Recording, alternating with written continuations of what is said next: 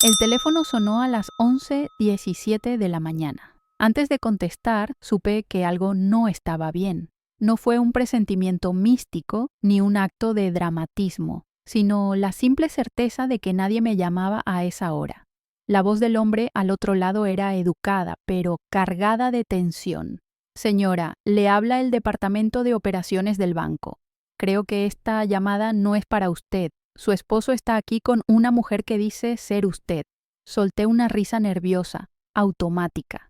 Eso es imposible, respondí. Mi esposo está de viaje por trabajo. El silencio que siguió fue demasiado largo para ser un error administrativo. El hombre aclaró la garganta y bajó la voz, como si temiera que alguien más escuchara. Por eso la llamo. El señor quiere hacer un trámite importante, pero hay detalles que no coinciden. La mujer que lo acompaña tiene su nombre, su identificación, incluso su firma, pero hay cosas que no encajan. Sentí que el mundo se movía a mi alrededor. Me apoyé en la mesa para no caer. Por favor, añadió, necesitamos que venga de inmediato. Colgué sin despedirme y me quedé mirando el teléfono como si fuera un objeto extraño.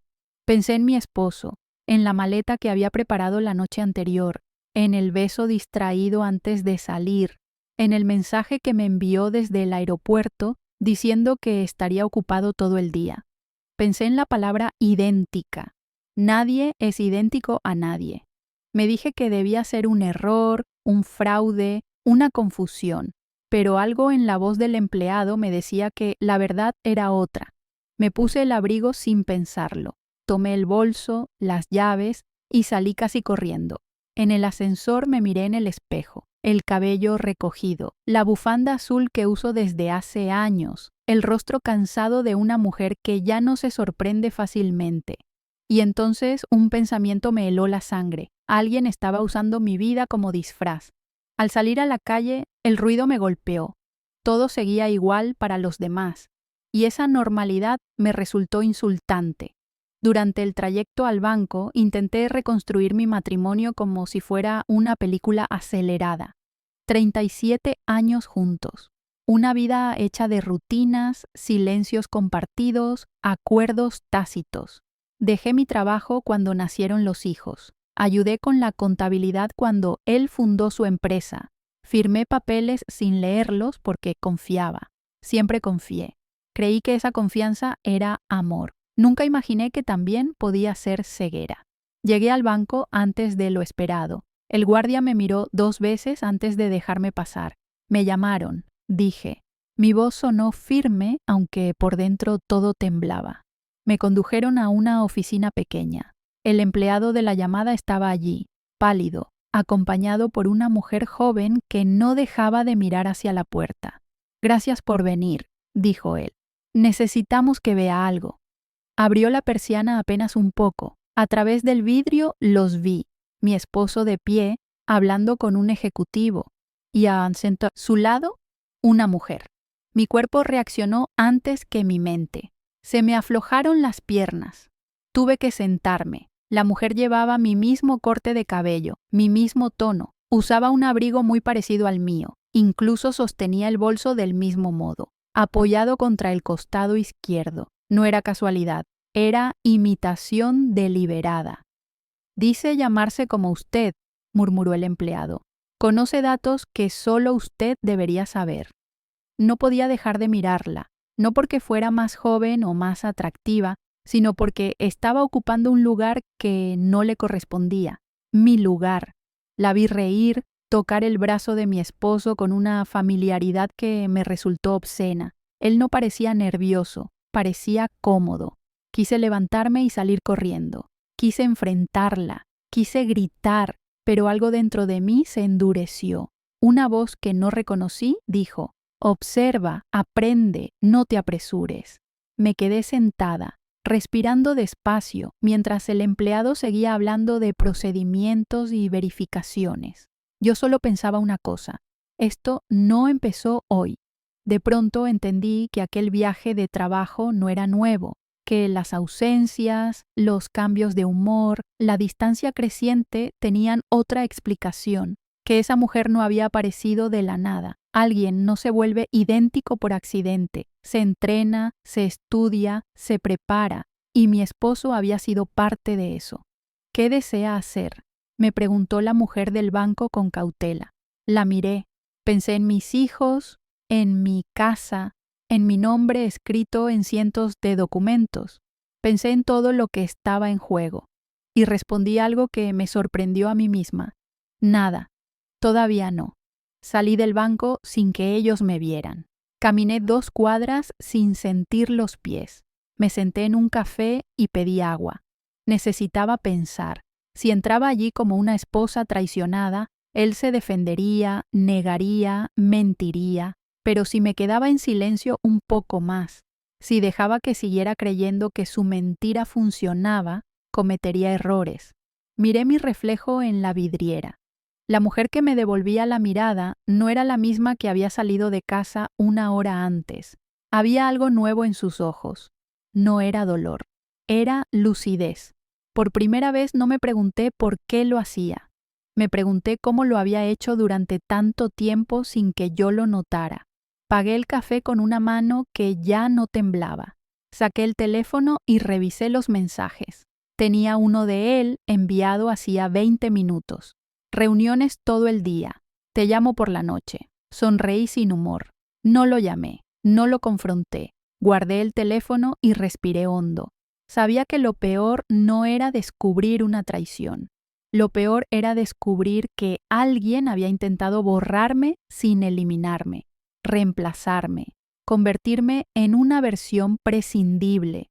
Me levanté del café con una decisión clara.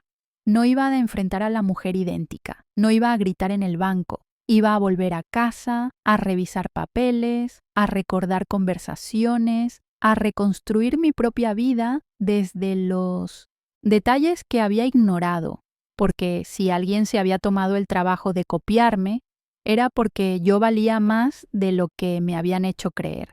Y mientras caminaba, supe que aquella llamada no me había partido en 2, me había despertado. Durante años creí que mi matrimonio era sencillo, incluso predecible. No había escándalos ni discusiones que alertaran a los vecinos. Había rutina, silencios extensos y una convivencia que funcionaba como un mecanismo antiguo, gastado pero aún en marcha. Yo creía que eso era estabilidad. Hoy sé que también era invisibilidad. Conocí a mi esposo cuando tenía 23 años. Él ya trabajaba en finanzas y hablaba con seguridad sobre planes, inversiones y futuro. Me sentí protegida por esa firmeza. Nos casamos rápido y pronto llegaron los hijos. Dejé mi empleo porque alguien tenía que sostener el hogar y él prometió que ese sacrificio sería temporal. Nunca volvió a mencionarlo. Yo tampoco. Fui aprendiendo a vivir en segundo plano sin darme cuenta. Organizaba cenas de trabajo, escuchaba conversaciones que no me incluían, firmaba documentos que él me acercaba con una sonrisa cansada. Es lo de siempre, decía. Yo confiaba. Confiar era más fácil que preguntar. Preguntar implicaba la posibilidad de descubrir algo que no estaba preparada para enfrentar. Con los años, mi nombre apareció menos en las conversaciones y más en los papeles. Siempre como respaldo, como garantía, como alguien que acompaña, nunca como protagonista. Hubo señales, ahora lo sé, cambios pequeños, casi imperceptibles. Empezó a corregir mi forma de vestir. Ese tono te envejece, decía con una risa ligera. Sugería cortes de pelo diferentes. Me regalaba ropa similar a la que él creía que debía usar. Yo aceptaba pensando que era cariño. No vi que también era molde. Nuestra vida social se redujo. Dejamos de ver a parejas amigas porque no aportaban nada.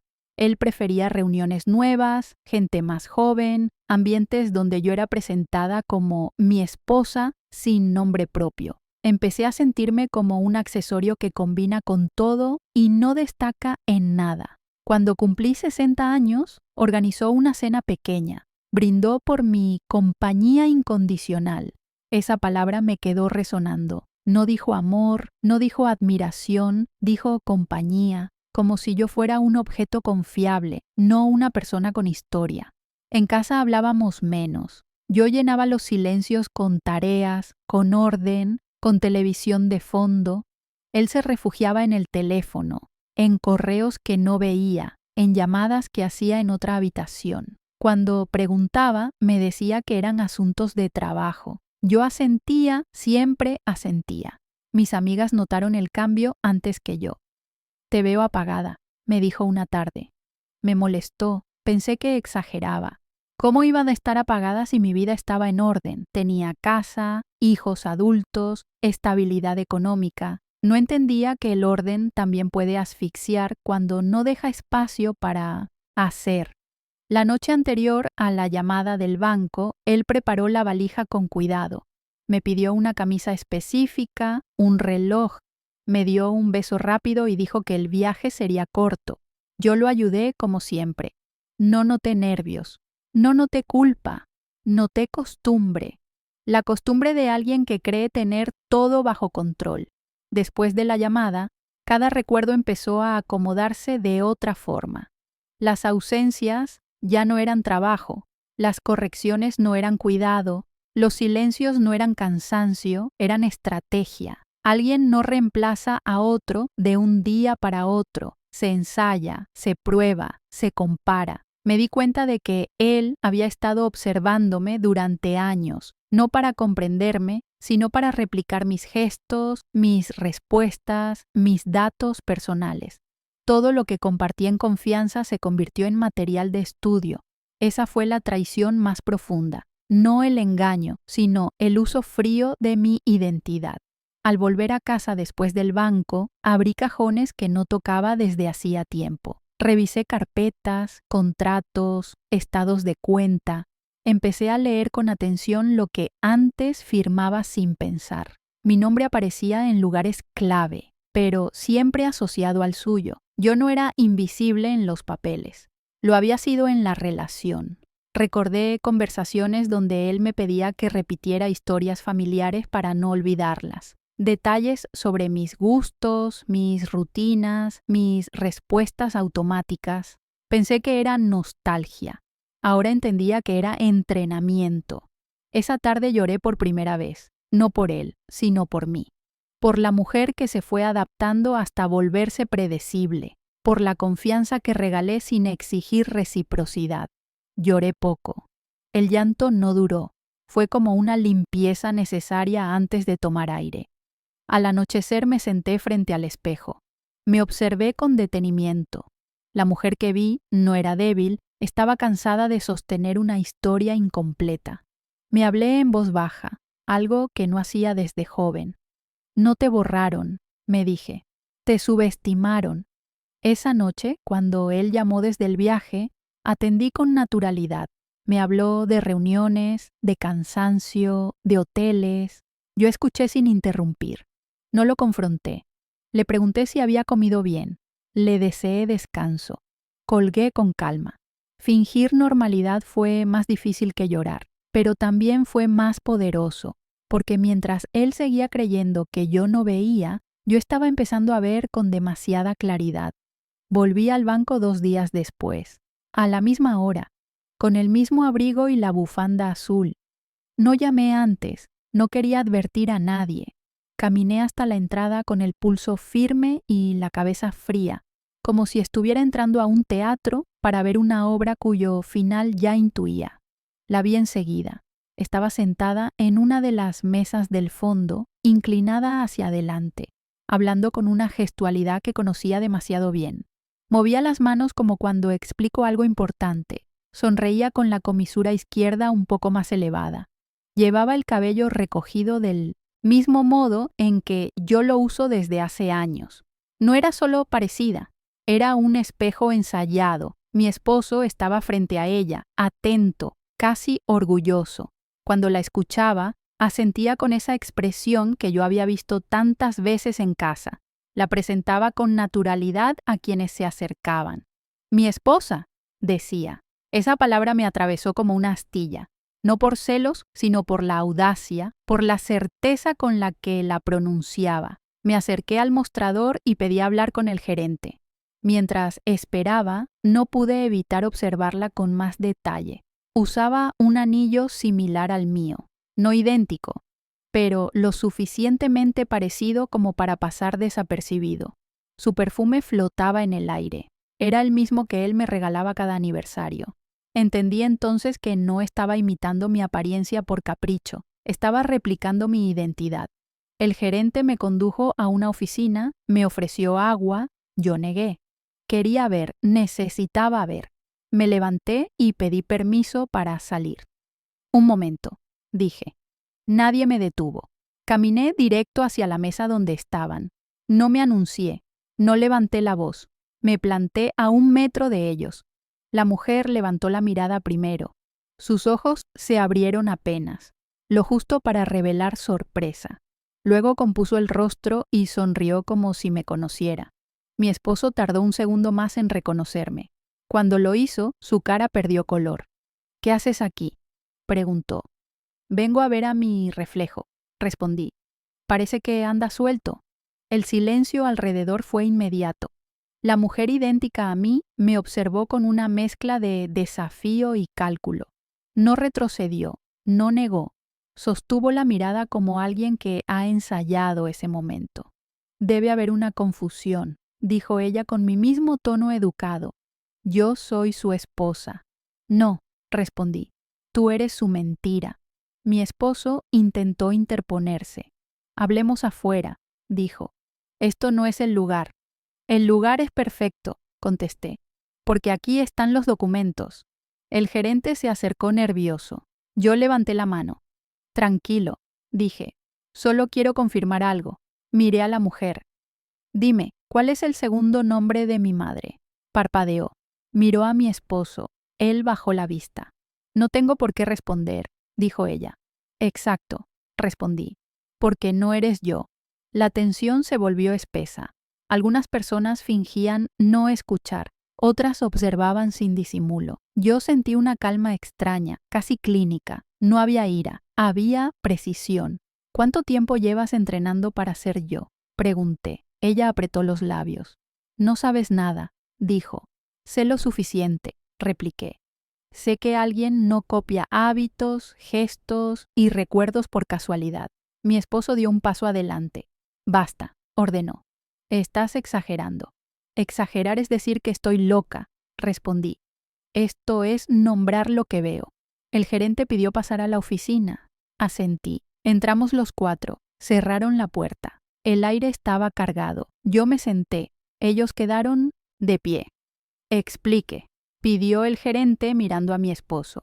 Él habló de errores administrativos, de coincidencias, de trámites urgentes. La mujer asentía con disciplina. Yo los dejé hablar. Cuando terminaron, saqué del bolso una carpeta.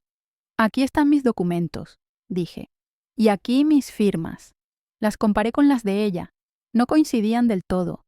Había práctica, pero no historia. «Esto», continué, «no es improvisado. Es un plan». La mujer me miró con desprecio. «No eres tan especial», dijo. «Solo eras el molde más cómodo». Esa frase dolió, pero también aclaró todo. «Gracias», respondí. «Acabas de confirmar lo que necesitaba». El gerente tomó nota. Mi esposo se llevó las manos a la cabeza. La mujer idéntica cruzó los brazos desafiante. «No he terminado», añadí. «Quiero saber quién te presentó a él». Ella sonrió ladeando la cabeza. «Él me encontró», dijo, «porque te había estudiado durante años». Mi esposo levantó la vista horrorizado. «Cállate», murmuró. No respondió ella. «Ya es tarde». Entendí entonces que la suplantación no era solo financiera, era emocional. Él había buscado una versión de mí sin memoria, sin reclamos, sin historia, una copia obediente. ¿Sabes qué es lo peor?, le dije a mi esposo. «No es que me engañaras, es que creíste que yo era reemplazable». No respondió. El gerente anunció que el trámite quedaba suspendido y que habría una investigación. Asentí. Me levanté. «Me voy», dije. «Ustedes quédense con su teatro». Salí sin mirar atrás. En el pasillo mis piernas temblaron. Me apoyé en la pared y respiré. Había visto suficiente. El reflejo no era mío, era un espejo roto. Los días siguientes fueron de trámites y decisiones. El banco me llamó para confirmar la restitución total de mis accesos. Las cuentas quedaron bajo mi control directo. El notario me explicó con calma cada paso, cada documento. Leí todo, pregunté todo, firmé solo cuando entendí. Cada gesto era una reparación silenciosa. Mi esposo intentó comunicarse varias veces, primero con mensajes largos, casi desesperados, luego con otros breves, cargados de reproche. Después, silencio. No respondí ninguno. No porque no tuviera palabras, sino porque ya no tenía nada que negociar. Había hablado cuando importaba. El resto era ruido. Un día, ordenando el armario, encontré una de las carpetas que él había preparado. Copias de mis documentos, notas, detalles de mi vida. La abrí una última vez. Observé mi nombre repetido en hojas frías, mecánicas, y entendí algo que me heló y me fortaleció al mismo tiempo. Él nunca quiso ser yo, quiso usarme sin que yo estorbara. Cerré la carpeta y la llevé directamente a la abogada. No era un recuerdo, era una prueba. Mis hijos comenzaron a llamar más seguido, con cuidado, con preguntas tímidas. No los culpé.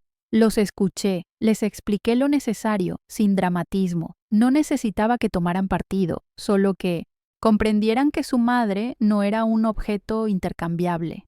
Vi en sus voces algo nuevo, respeto. No el respeto automático de la figura materna, sino el respeto real que se le tiene a alguien que se planta. Una tarde, mi hija mayor vino a visitarme. Se sentó frente a mí y me miró largo rato. «Nunca pensé que fueras capaz de hacer todo esto», dijo.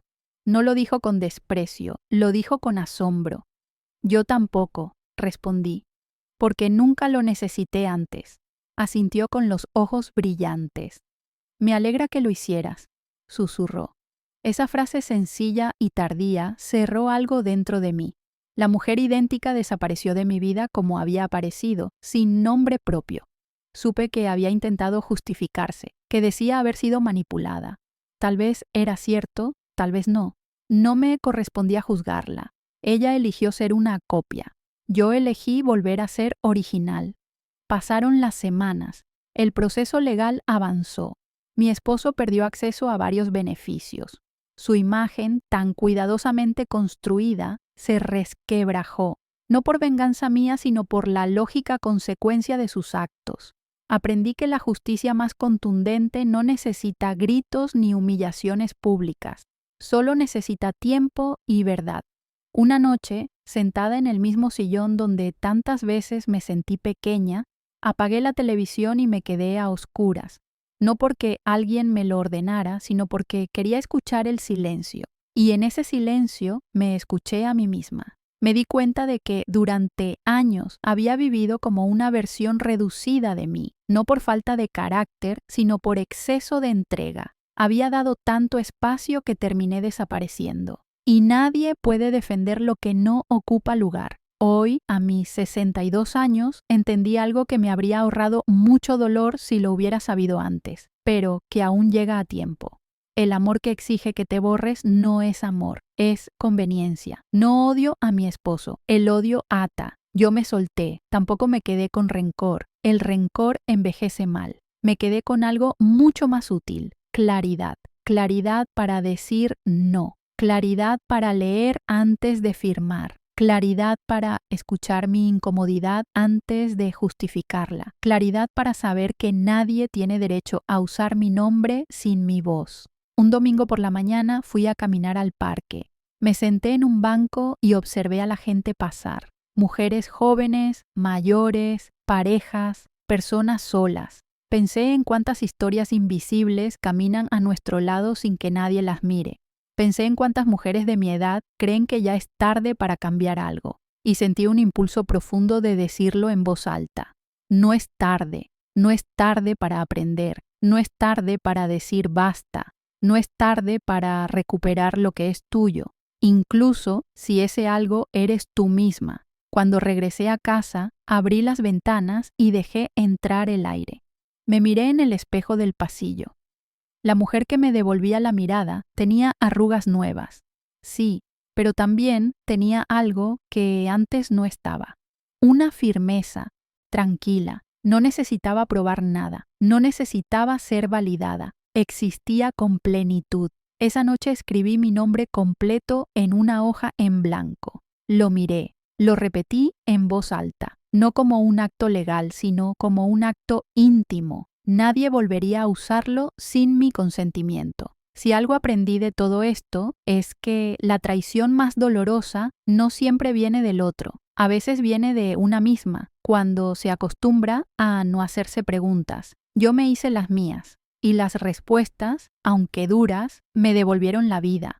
Hoy vivo sin miedo a ser reemplazada, porque entendí que nadie puede copiar una historia entera. Pueden imitar gestos, aprender datos, repetir palabras, pero no pueden replicar la experiencia, la memoria, la conciencia. Yo soy la suma de todo lo vivido, y eso no se suplanta. Cerré la puerta esa noche con suavidad, no porque temiera que alguien entrara, sino porque cuidaba mi paz. Me acosté y antes de apagar la luz pensé en aquella llamada del banco, en lo imposible que sonaba todo. Sonreí levemente. Aquello que parecía imposible fue en realidad necesario, porque solo cuando alguien intentó borrarme, entendí cuánto valía permanecer. Y así, sin gritos, sin escándalos, sin necesidad de destruir a nadie, recuperé lo que siempre fue mío, mi nombre, mi historia, mi vida.